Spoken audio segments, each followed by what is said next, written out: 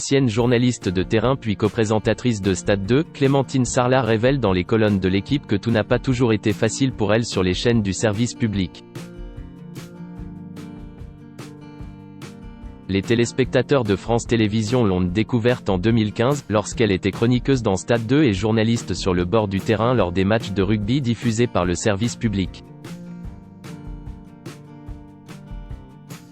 Clémentine Sarlat a également officié lors des championnats d'Europe d'athlétisme, de Roland-Garros, des Jeux de Rio, a été coprésentatrice de Stade 2 et présenté tout le sport. Mais ce samedi, dans les colonnes de l'équipe, la journaliste de 32 ans raconte que cela n'a pas toujours été facile pour elle au sein du service des sports de France Télévisions. Au service des sports, on côtoie des gens géniaux mais aussi des grossiers.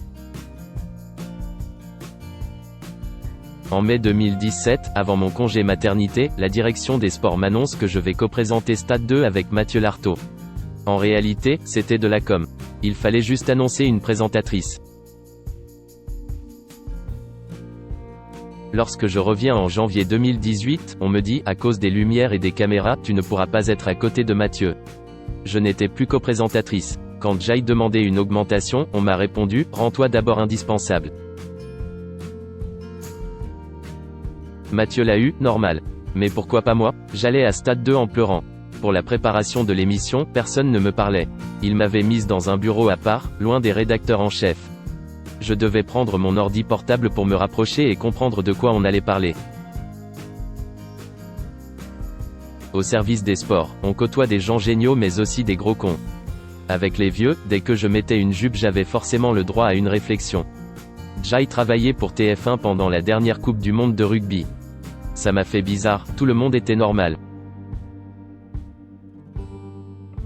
Désormais pigiste pour beIN Sports lors des matchs de Coupe d'Europe de rugby, Clémentine Sarlat, enceinte de son deuxième enfant, s'est surtout tournée vers l'animation de podcast. Il n'y a pas d'image. Je suis indépendante et heureuse, conclut-elle.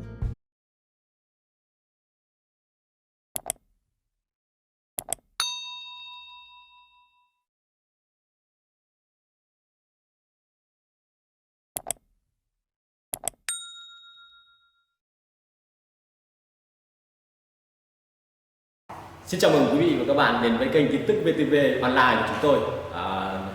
Hôm nay chúng tôi sẽ đưa đến các bạn những tin tức mới nhất của sau này.